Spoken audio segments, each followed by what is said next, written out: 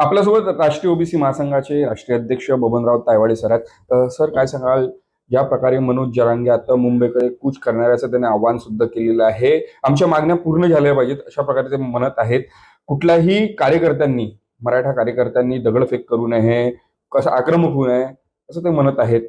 मात्र त्यांनी शंका व्यक्त केली आहे राष्ट्रीय ओबीसी महासंघाने ज्या प्रकारे गोव्याच्या राष्ट्रीय अधिवेशनामध्ये कट रचलेला होता। कसं बघता याकडे? नाही, हे मी तेव्हा सुद्धा स्पष्ट केलं की ते जो आरोप माननीय मुख्यमंत्री देवेंद्र फडणवीस यांच्यावरती करत आहे हा पूर्णतः चुकीचा आहे। कारण ते अधिवेशन राष्ट्रीय ओबीसी महासंघाचं पहिलं अधिवेशन नव्हतं, 10वं अधिवेशन होतं। आतापर्यंत 10 अधिवेशन झालेले आहे आणि आमचं अधिवेशन एक खुलं अधिवेशन असते, बंद खोलीमध्ये नसतो।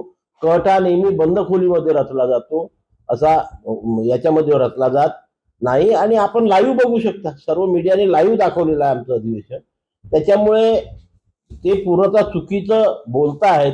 कदाचित त्यांनाच त्यांच्या आंदोलनामध्ये असल्या प्रकारचं कृत्य करायचं असेल आणि खापर राष्ट्रीय ओबीसी महासंघावरती पेळायचं असेल म्हणून त्यांनी अशा प्रकारचं वक्तव्य केलं असेल, आम्हाला ती शंका आहे।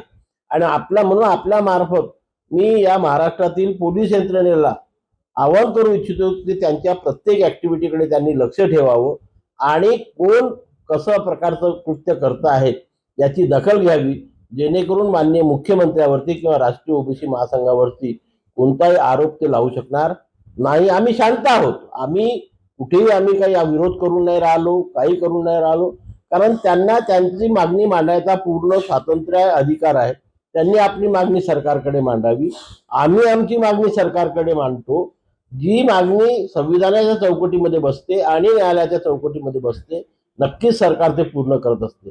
सरकारने यापूर्वी सुद्धा वारंवार सांगितलेलं आहे, माननीय शिंदे साहेब मुख्यमंत्री होते, फडणवीस साहेब उपमुख्यमंत्री होते, अजितदादा उपमुख्यमंत्री होते, आता फडणवीस साहेब मुख्यमंत्री झालेले आहे, शिंदे साहेब उपमुख्यमंत्री आहे, अजितदादा वारंवार सांगितलेलं आहे की आम्ही ओबीसीच्या आरक्षणाला धक्का लावणार नाही, मराठा समाजाला ओबीसीतून आरक्षण देणार नाही आणि सरसकट कुणब्यांचे प्रमाणपत्र सुद्धा देणार नाही। या बाबीवरती सरकार कालही ठाम होतं, आजही ठाम आहे, भविष्यात सुद्धा ठाम राहील अशी मी अपेक्षा करतो। गणेशोत्सवाचा उत्सव सुरू आहे आणि या निमित्ताने जर बघितलं तर कोकण मुंबई यामध्ये मोठ्या प्रमाणात उत्सव साजरा केला जातो। अशा वेळी आंदोलन करणं ही भूमिका चांगली आहे असं वाटतं तुम्हाला?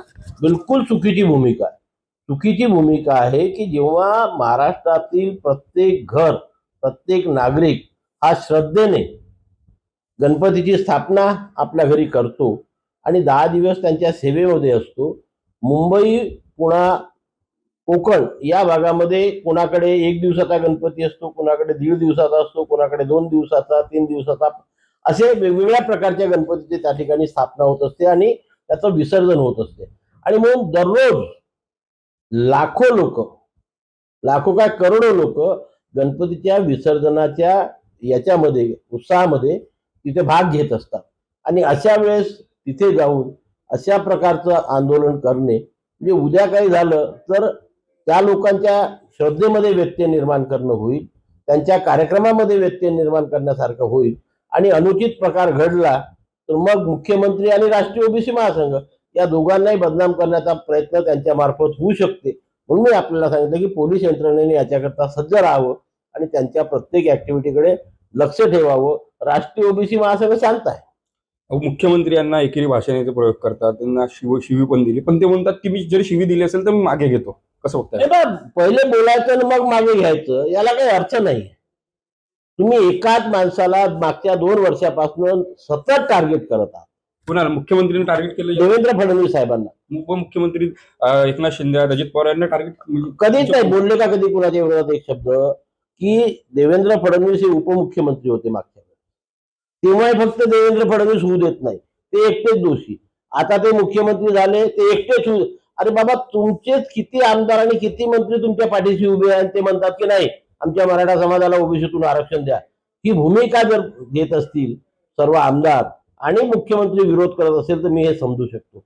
परंतु यापूर्वी मंत्रिमंडळामध्ये पास झालेला आहे, विधानसभेमध्ये पास झालेला आहे, विधान परिषदेमध्ये पारित झालेला आहे की मराठा समाजाला ओबीसीतून आरक्षण देता येणार नाही, त्यांच्या आरक्षणाला धक्का लावता येणार नाही आणि सरसकट कुणब्यांचे प्रमाणपत्र सुद्धा देता येणार नाही।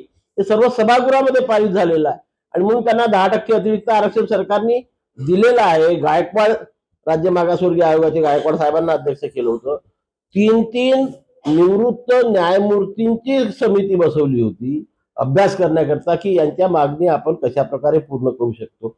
एकाही अहवालामध्ये यांना ओबीसीतनं आरक्षण या पद्धतीने देता येते असा अहवाल आलेला नाही. त्याच्यामुळे मुख्यमंत्री कोणी असो, उपमुख्यमंत्री कोणी असो, विधानसभेचे सदस्य काही असो, त्यांची मागणी पूर्ण झालेली नाही आणि जी होऊ शकत नाही. अशा वेळेस इतरांना सोडून फक्त एका माणसाला टार्गेट करणे म्हणजे तुमचा हेतू आता आंदोलन यशस्वी करण्यापेक्षा एखाद्या पर्टिक्युलर व्यक्तीला म्हणजे पर्टिक्युलरली देवेंद्र फडणवीस यांची प्रतिमा समाजातनं मलिन करण्याचा उद्देश आहे की काय, अशी शंका माझ्या मनामध्ये निर्माण होते.